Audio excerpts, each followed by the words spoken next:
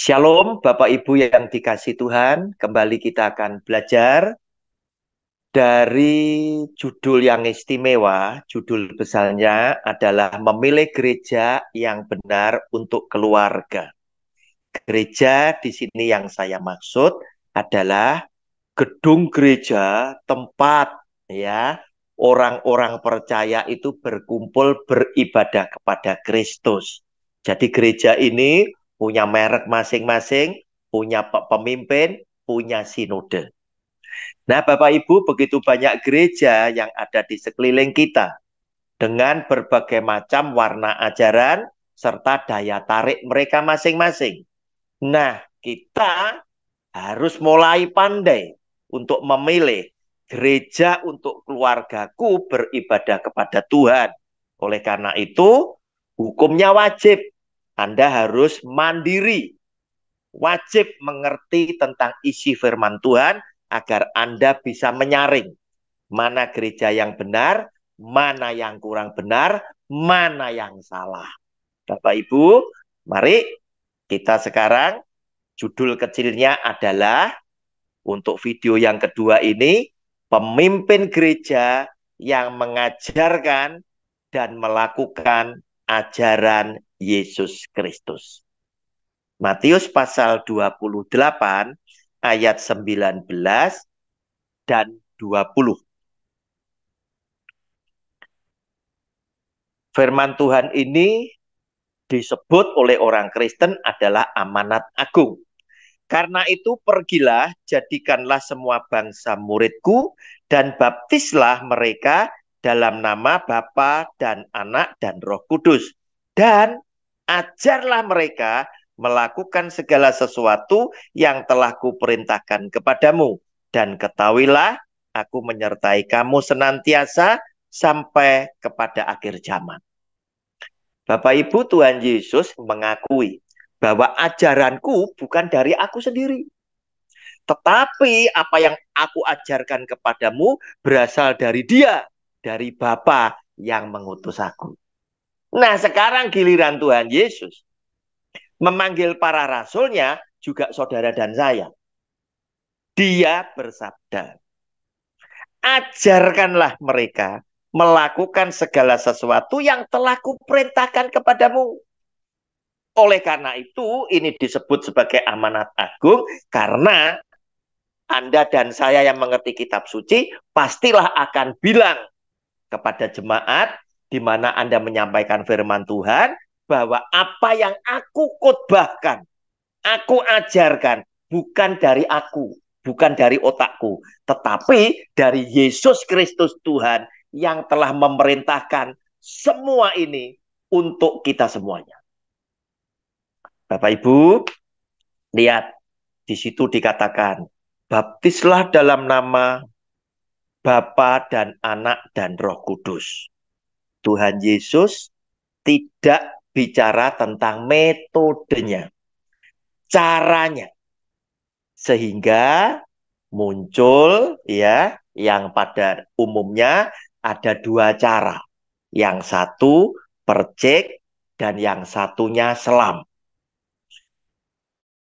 Kebanyakan diikuti ya oleh gereja Katolik, Protestan, dan yang lainnya yang juga melakukan percik.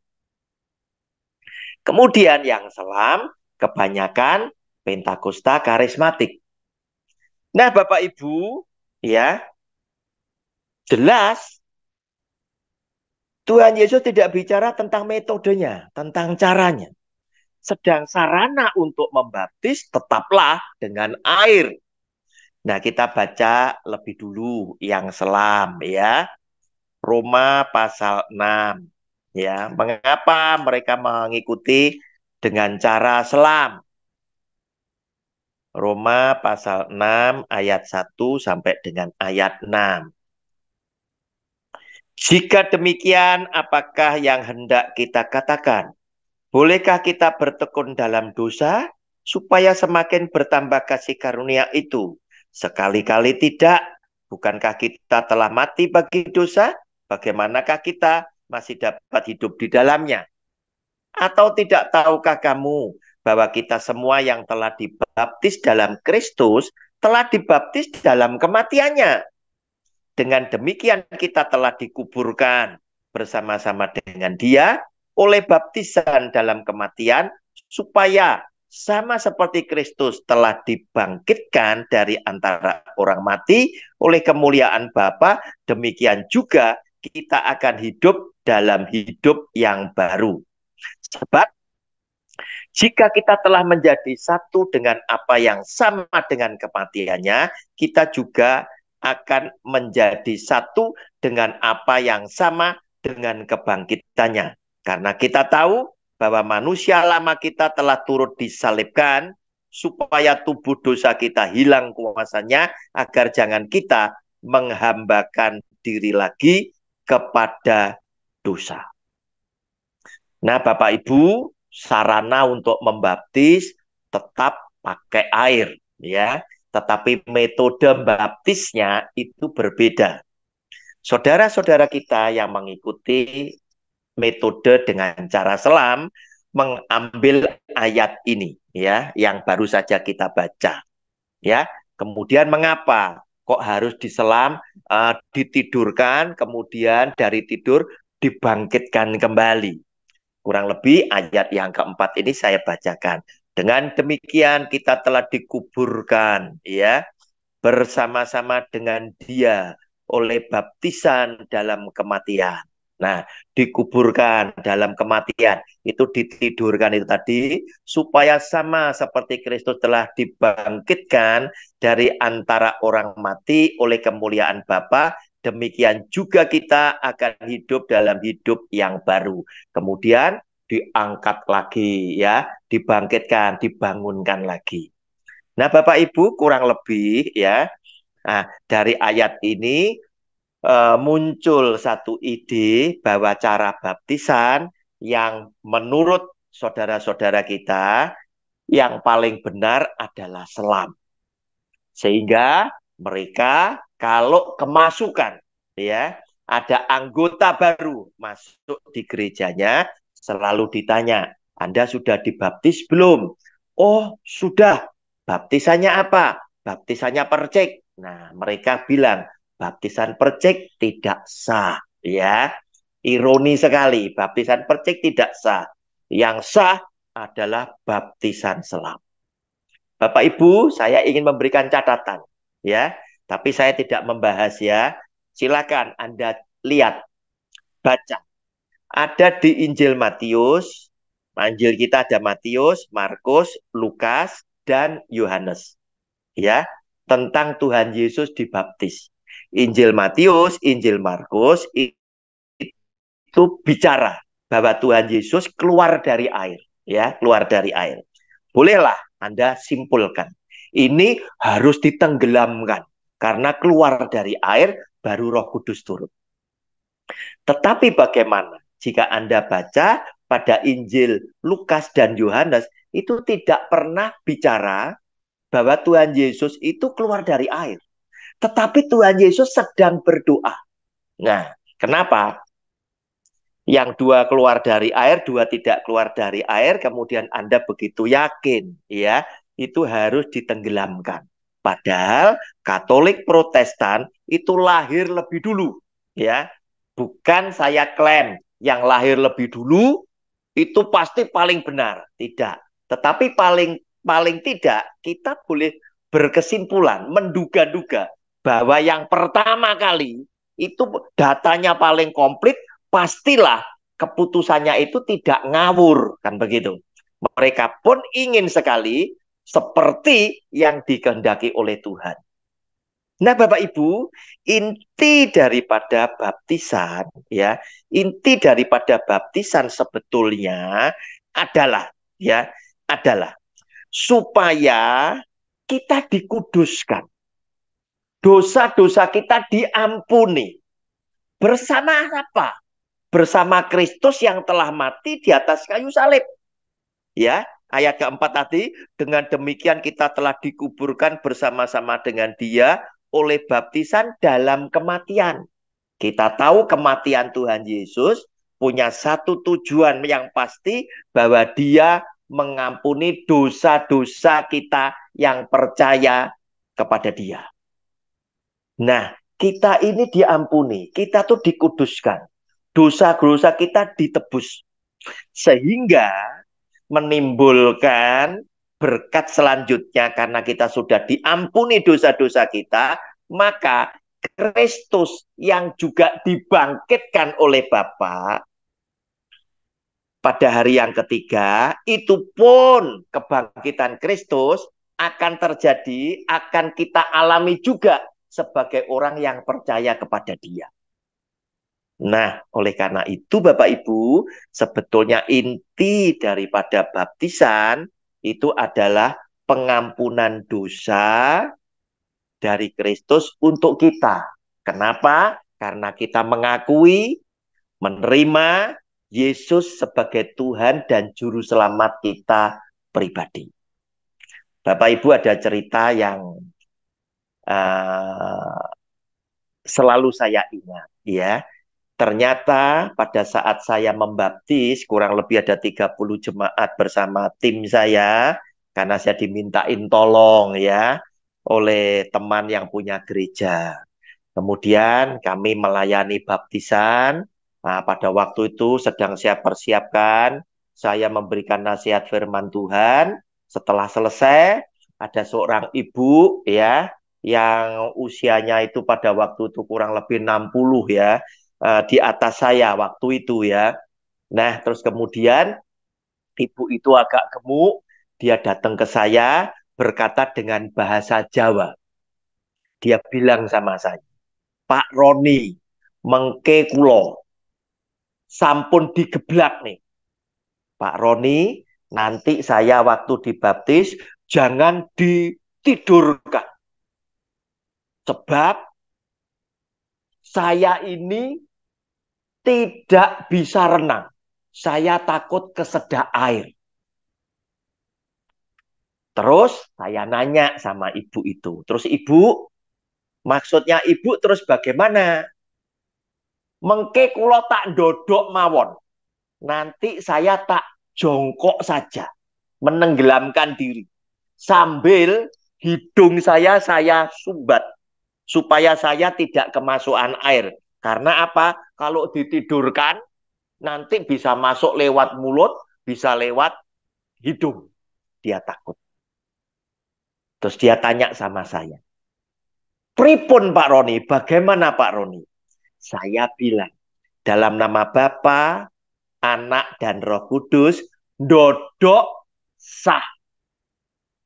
Nah, Bapak Ibu, perlu diketahui, saya sebagai seorang penginjil, waktu itu ditanya sama teman saya, Pak Roni Anda bisa baptis dengan cara apa? Saya bilang, saya bisa dengan cara apa saja. Asal dalam nama Bapa, Anak, dan Roh Kudus. Yang sekarang ada kan cuma dua, percik sama selam. Anda pengikut baptisan percik, jemaatmu tak percik. Anda pengikut baptisan selam, saya lakukan selam. Saya tahu prinsip yang dilakukan, yang dikehendaki oleh Tuhan Yesus, hanya di dalam nama Bapa dan Anak dan Roh Kudus sah. Yaitu pakai sarananya tetap air. Bapak Ibu, sekarang kita lihat. Penganut baptisan percik. Mereka ternyata juga punya loh, dasarnya. Mengapa mereka melakukan percik? Sebab melakukan percik, itu semua keadaan itu bisa dilakukan. Tanpa harus mengingkari metode baptisannya. Saya ambil contoh. Ya, kalau pendeta atau penginjil, pengikut baptisan percik sedang memberitakan firman di ICU. Seorang ini sakit pakai oksigen, ya, dikasih oksigen, ada infus, ada alat pacu jantung dan lain sebagainya. Kemudian diyakinkan, Opa, ini umur 95, Opa, apakah Opa mau sembuh? Apakah Opa mau diselamatkan besok di surga? Opa harus terima Tuhan Yesus. Opa ini mengangguk, dia bilang, saya mau. Apa yang mau dilakukan oleh seorang hamba Tuhan? Pastilah segera mempersiapkan opa ini dibaptis. Nah, bagi pengikut baptisan percik tidak ada masalah. Karena memang biasanya melakukan dengan metode baptisan percik. Tetapi apa yang mau dilakukan oleh penganut baptisan selam yang bilang bahwa baptisan percik tidak sah? Nah, dalam kasus seperti ini, baptisan selam, apa yang mau dilakukan? Silakan Anda pikir sendiri, atau Anda yang biasa membaptis, boleh menjawab dengan video yang lain. Ambil video saya, boleh dipotong. Nanti saya akan menjawab video saya dari kritik membangun dari Bapak Ibu sekalian. Bapak Ibu, kembali kepada yang percik. Pada yang percik ternyata punya apa itu beberapa petunjuk ayatnya. Kita lihat lebih dulu dari Matius pasal 3 ayat 1 sampai dengan yang ke-6 ya. Matius pasal 3 ayat 1 sampai dengan ayat yang ke-6. Nah, ini adalah baptisan pertama yang dilakukan oleh Yohanes Pembaptis. Pada waktu itu tampillah Yohanes Pembaptis di padang gurun Yudea dan memberitakan, bertobatlah sebab kerajaan surga sudah dekat. Sesungguhnya dialah yang dimaksud Nabi Yesaya ketika ia berkata, ada suara orang yang berseru-seru di padang gurun, persiapkanlah jalan untuk Tuhan, luruskanlah jalan baginya. Yohanes memakai jubah bulu unta dan ikat pinggang kulit, dan makanannya belalang dan madu hutan. Maka datanglah kepadanya penduduk dari Yerusalem, dari seluruh Yudea dan dari seluruh daerah seperti Yordan. Lalu sambil mengaku dosanya, mereka dibaptis oleh Yohanes di sungai Yordan. Nah, Bapak Ibu, berarti sarananya tetap adalah air. Prinsip dari baptisan adalah orang yang mengaku dosa. Mereka yang bertobat dibaptis oleh Yohanes. Nah, Bapak Ibu, kita seringkali berkata, para pembicara, pendeta, pengkhotbah itu selalu ngomong demikian. Perjanjian lama adalah bayang-bayang yang nanti akan digenapi di perjanjian baru. Nah, tentang baptisan tadi itu sebetulnya adalah tentang bagaimana mengkuduskan, yaitu orang yang mau dibaptis. Di zaman hukum Taurat, Musa itu juga diperintahkan oleh Tuhan untuk mengkuduskan alat-alat untuk ibadah. Semua yang untuk Tuhan harus dikuduskan. Oleh karena itu, coba kita sekarang mulai melihat apa yang sebetulnya pada zaman dulu, cara seperti apa yang dipakai untuk menguduskan. Yaitu pada Imamat pasal 8, kita mau baca ayat 1 sampai dengan 15 ya, Bapak Ibu, supaya tidak terputus ya. Bapak Ibu belajar jangan sepotong-potong ya. Jangan membiasakan baca cuma satu ayat hanya supaya ringkes waktunya, singkat waktunya, praktis, jangan. Tetapi baca banyak ayat akan memberikan pemahaman yang semakin tepat, tidak bias. Walaupun kita harus mengorbankan waktu yang lebih panjang. Imamat 8 ayat 1 sampai dengan 15.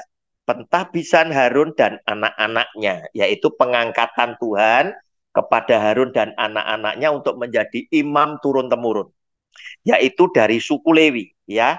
Dari Harun, anak laki-laki, cucu laki-laki selalu jadi imam, selalu jadi pendeta turun-temurun.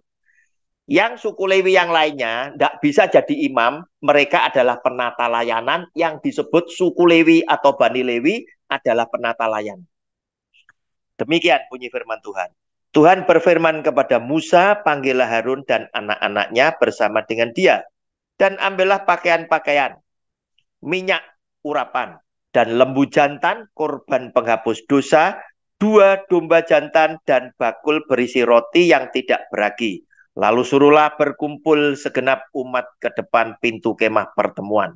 Musa melakukan seperti yang diperintahkan Tuhan kepadanya. Lalu berkumpullah umat itu di depan kemah pertemuan.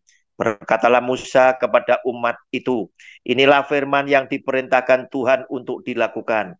Lalu Musa menyuruh Harun dan anak-anaknya mendekat, dan dibasuhnyalah mereka dengan air. Sesudah itu, dikenakannya lah kemeja kepadanya, diikatkannya ikat pinggang, dikenakannya gamis, dikenakannya baju efod, diikatkannya sabuk baju efod, dan dikebatkannya sabuk itu kepadanya. Dikenakannya lah tutup dada kepadanya, dan dibubuhkannya di dalam tutup dada itu Urim dan Tumim. Kemudian ditaruhnyalah serban di kepalanya, dan di atas serban itu di sebelah depan ditaruhnyalah patam emas, yakni jamang yang kudus, seperti yang diperintahkan Tuhan kepada Musa. Musa mengambil minyak urapan, lalu diurapinya lah kemah suci serta segala yang ada di dalamnya, dan dikuduskannya semuanya itu, dipercikkannya sedikit dari minyak itu ke mezbah 7 kali, dan diurapinya mezbah itu serta segala perkakasnya, dan juga bejana pembasuhan serta alasnya untuk menguduskannya.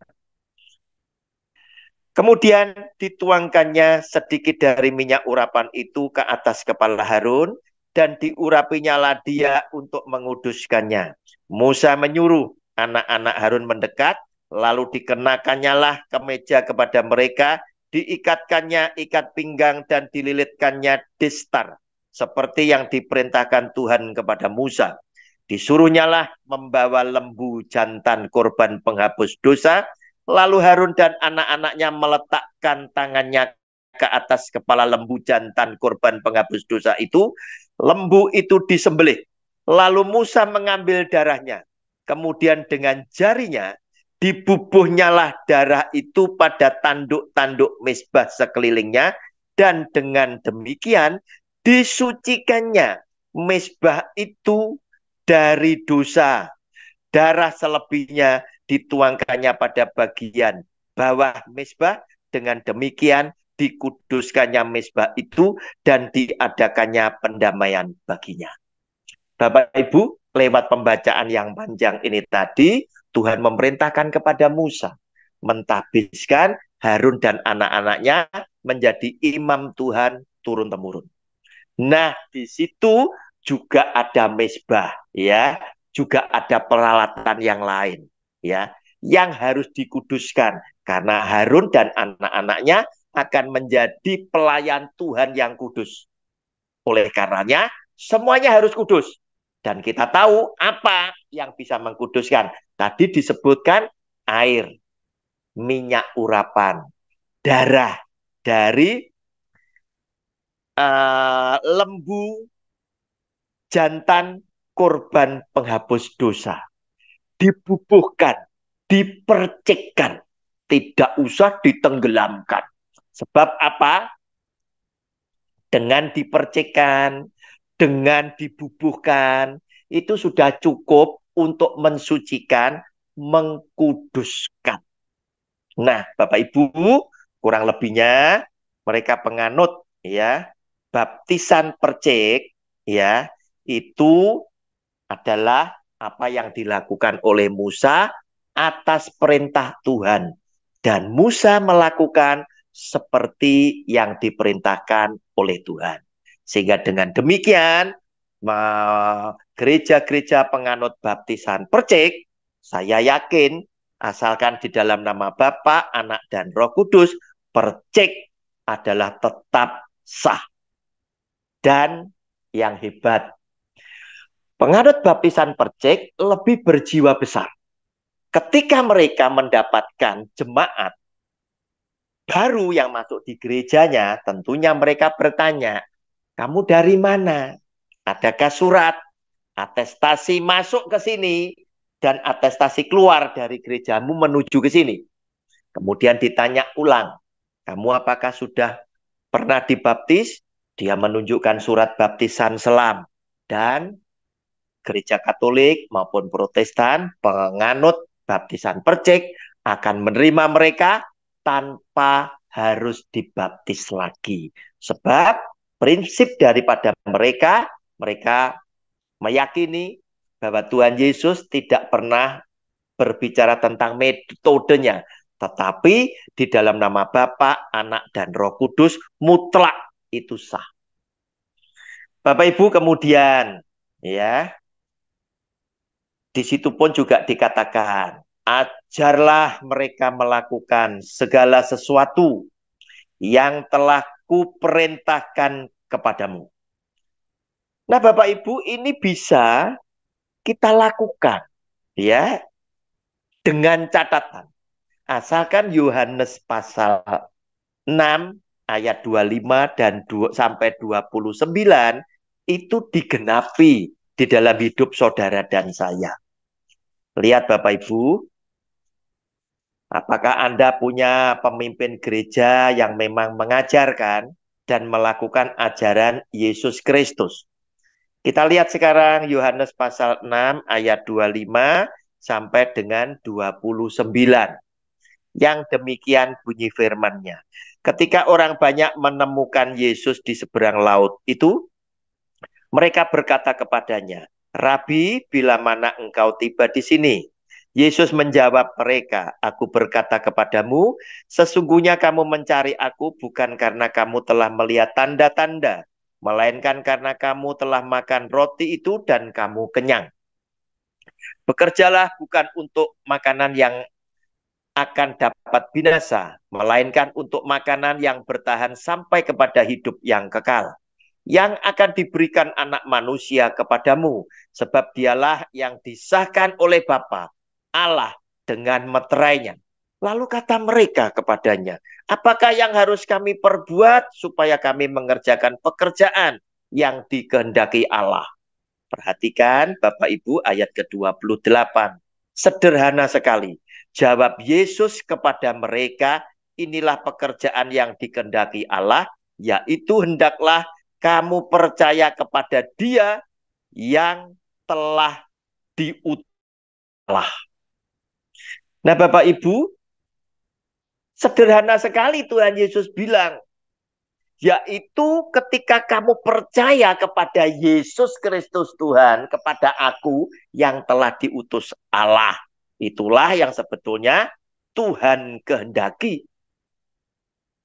Oleh karena itu, orang-orang yang percaya kepada Tuhan Yesus, saya yakin ya, dia tidak mudah memberikan pernyataan, dia tidak mudah memberikan statement, dia tidak mudah memberikan khotbah, dia tidak mudah memberikan pengajaran yang menyimpang atau bertabrakan atau kontradiksi dengan pernyataan, dengan sabda Yesus Kristus Tuhan. Kenapa? Karena dia percaya. Bapak Ibu, lihat, Tuhan Yesus itu pernah ngobrol dengan Nikodemus pada Yohanes pasal 3 ayat 13 ya. Tidak ada seorang pun yang telah naik ke surga selain daripada Dia, huruf besar, yang telah turun dari surga, yaitu anak manusia, yaitu Tuhan Yesus sendiri. Tidak ada. Namun banyak pendeta yang di khotbahnya bilang, Tuhan bawa saya ke surga. Banyak juga YouTube. Orang bersaksi, dia dibawa Tuhan Yesus ke surga. Nah, orang yang percaya kepada Yesus Kristus Tuhan yang telah diutus oleh Allah Bapa tadi, harusnya berpikir. Tidak mungkin ada perkara yang sama dengan dua jawaban yang berbeda. Tuhan Yesus yang pertama bilang, tidak ada orang yang telah naik ke surga kecuali aku yang berasal dari surga turun ke bumi, yaitu anak manusia. Aku yang naik turun ke surga cuma aku. Yang satunya para pendeta dan orang-orang tertentu yang mungkin bukan pendeta juga banyak memberikan kesaksian.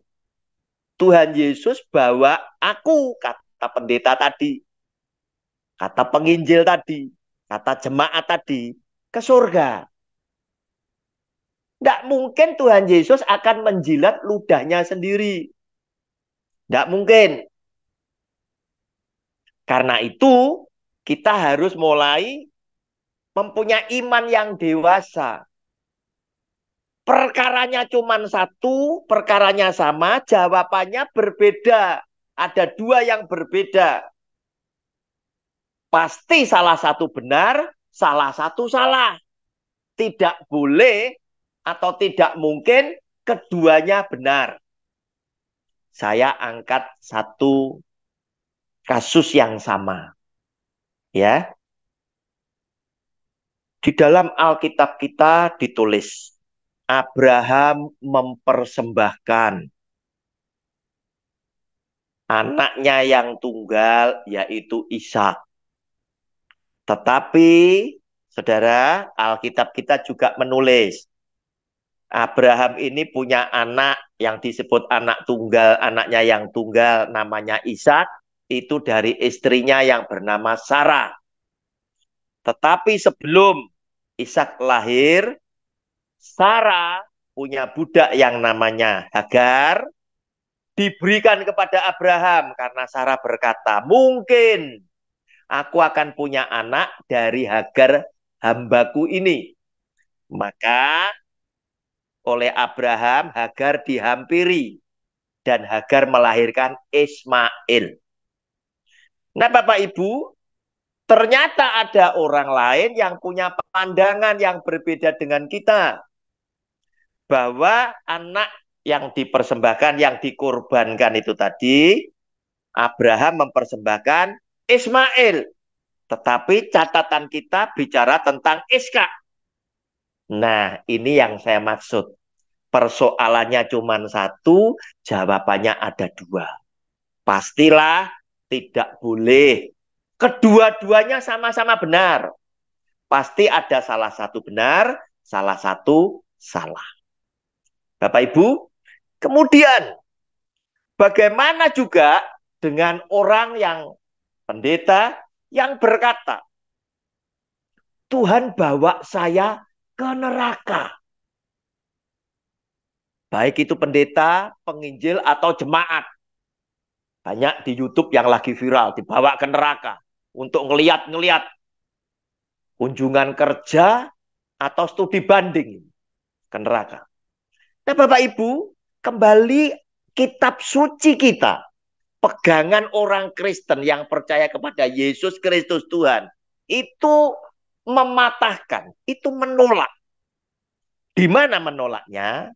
Sebagai penutup daripada video saya yang kedua, yang judul kecilnya adalah pemimpin gereja yang mengajarkan dan melakukan ajaran Yesus Kristus. Itu yang harus Anda pilih untuk pelajaran yang kedua ini. Kita baca Lukas pasal 16, Lukas pasal 16, mulai ayat 19 sampai 31. Bapak Ibu, lebih baik kita mengorbankan waktu, tetapi kita membaca ayat firman Tuhan yang semakin komplit, sehingga pemahaman kita tidak akan salah. Judul bacaannya adalah Orang Kaya dan Lazarus yang Miskin. Ada seorang kaya yang selalu berpakaian jubah ungu dan kain halus, dan setiap hari ia bersukaria dalam kemewahan, hidup hedonisme. Dan ada seorang pengemis bernama Lazarus, badannya penuh dengan borok, berbaring dekat pintu rumah orang kaya itu. dan ingin menghilangkan laparnya dengan apa yang jatuh dari meja orang kaya itu. Malahan anjing-anjing datang dan menjilat boroknya. Kemudian matilah orang miskin itu, lalu dibawa oleh malaikat-malaikat ke pangkuan Abraham. Orang kaya itu juga mati lalu dikubur, dan sementara ia menderita sengsara di alam maut, ia memandang ke atas, dan dari jauh dilihatnya Abraham dan Lazarus duduk di pangkuannya.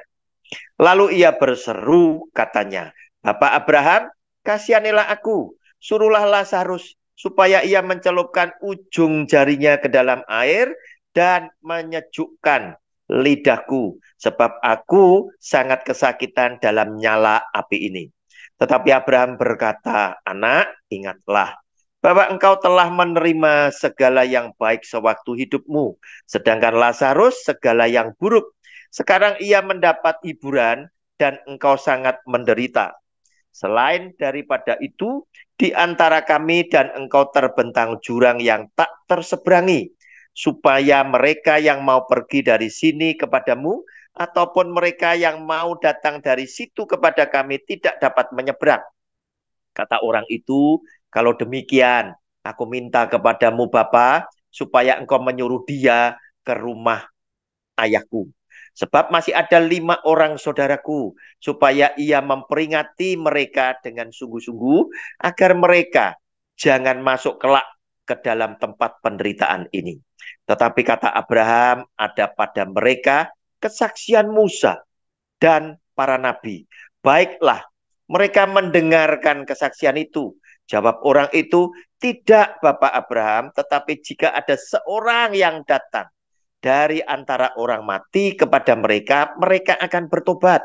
Kata Abraham kepadanya, "Jika mereka tidak mendengarkan kesaksian Musa dan para nabi, mereka tidak juga akan mau diyakinkan sekalipun oleh seorang yang bangkit dari antara orang mati."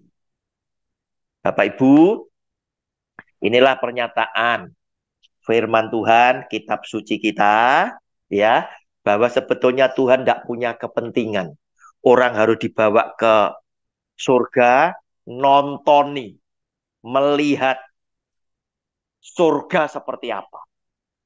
Tuhan juga tidak punya kepentingan orang harus melihat neraka itu seperti apa.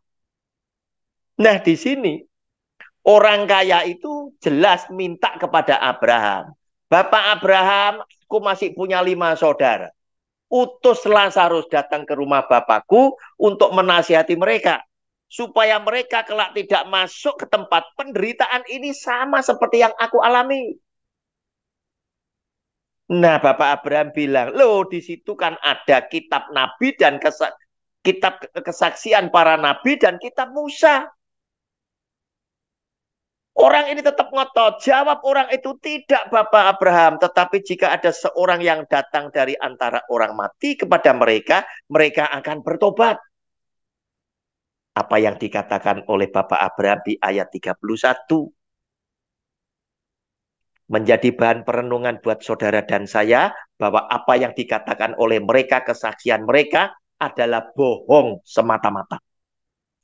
Di sini kata Abraham berkata, kata Abraham kepadanya, "Jika mereka tidak mendengarkan kesaksian Musa dan para nabi, mereka tidak juga akan mau diyakinkan sekalipun oleh seorang yang bangkit dari antara orang mati."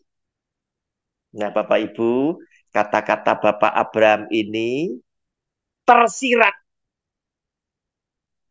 hati sanubari saya, diingatkan. Bukankah Yesus Kristus Tuhan adalah salah satu dan satu-satunya yang dibangkitkan dari antara orang mati? Dia sudah bersabda, dia sudah memberikan isi hatinya di Alkitab ini, tetapi tidak semuanya percaya kepada dia. Bahkan yang lebih jahat, mereka yang mengaku sebagai hambanya, telah berani memberikan pernyataan atau statement di atas mimbar Allah yang kudus dengan pernyataan yang bertabrakan dengan sabda Yesus Kristus Tuhan.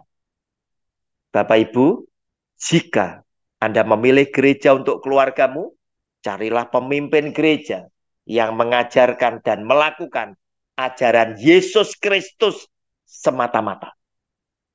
Jika video yang singkat ini menjadi berkat untuk Bapak Ibu, dengan kerendahan hati saya mohon, berkenanlah Bapak Ibu membagikan video saya ini kepada keluarga yang lain, sahabat-sahabat yang lain, saudara-saudara seiman yang lain, agar supaya mereka juga mendapat berkat yang sama. Tuhan Yesus sudah memberkati kita semuanya. Amin.